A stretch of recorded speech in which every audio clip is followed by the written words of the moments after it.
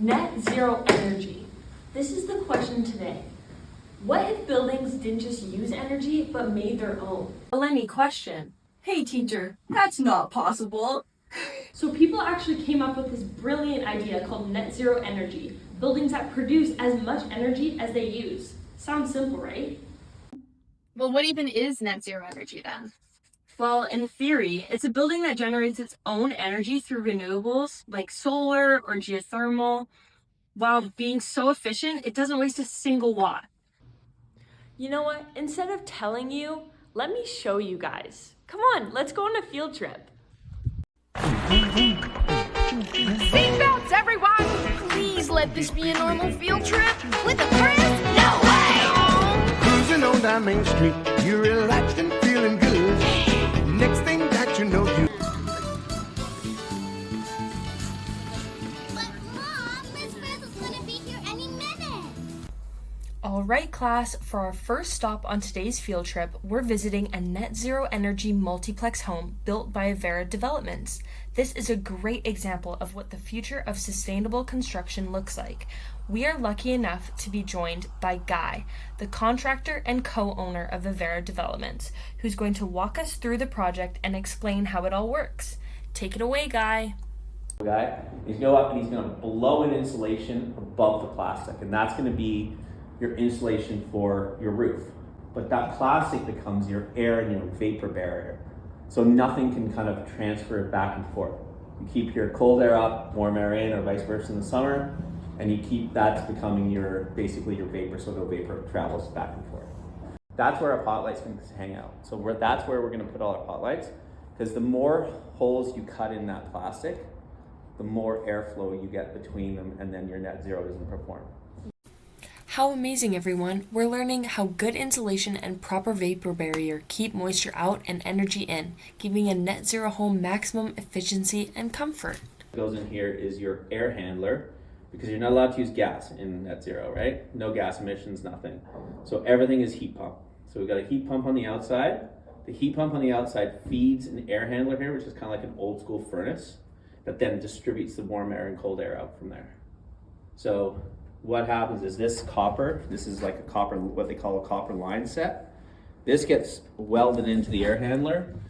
The other end of this is on the outside heat pump. And when you call for heat, it'll drag heat in. When you call for warmth, or an HRV is basically what is deemed to be an air mover. So it gets fresh air from the outside, comes in, warms it, distributes it through, and exhausts stale air, right? So the HRV, a standard HRV, is about 62% effective. If you want to get net zero certification, you have to have one that's 75%. Hi, Guy. Thanks for showing us around. Wasn't that so much fun, you guys? Okay, now for our next field trip, it's gonna be lots of fun, but it's a surprise. So come on, let's go check it out.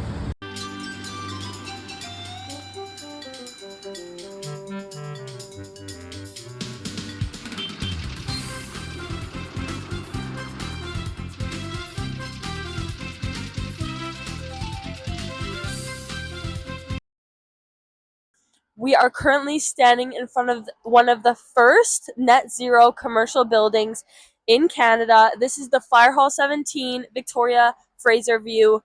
Project began with a clear goal: create a highly efficient, low-carbon facility that supports 24/7 emergency operations without compromising performance.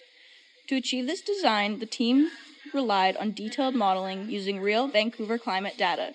This ensured every element, from insulation levels to window performance, responded directly to local weather conditions and future climate projections. The building combines several advanced sustainability standards, including Passive House, the Zero Carbon Building Standard, the Net Zero, and Net Zero energy requirements. A major component of achieving these targets is the renewable energy system. The roof holds 185 solar PV modules. Only 23 were needed for the Passive House energy demand, but additional panels were added to meet the city's zero carbon goal. The roof contains nearly half a meter of insulation, the walls use about 8 inches, and the building relies on triple glazed windows and exceptional air tightness.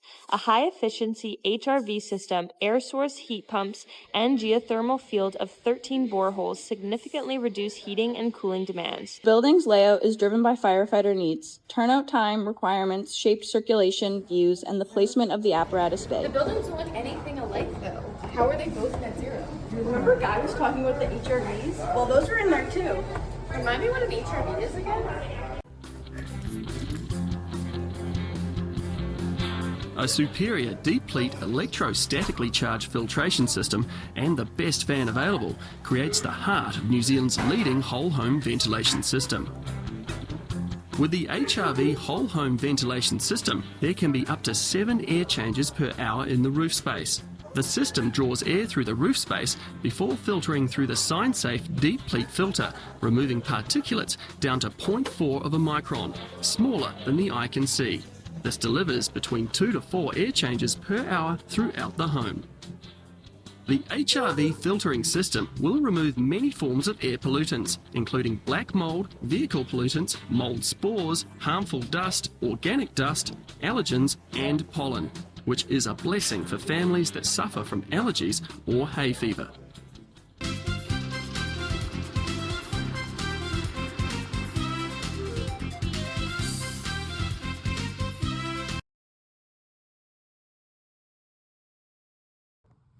So, how did everyone feel about the fire hall field trip? It was really fun, but I was talking to one of the firefighters and they did say that they didn't really like that they couldn't control the temperature inside the fire hall and that the windows were tinted, so it felt kind of dark.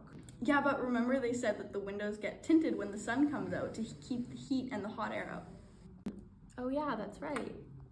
And I guess not being able to control the temperature is kind of a good thing. Yeah, but it's a really big positive when it comes to net zero. So does that make a little bit more sense now? Oh yeah, that makes so much more sense. And hopefully it can be accessible for everyone. And as Miss Frizzle said, nothing makes a herp as happy as when the temperature's just right.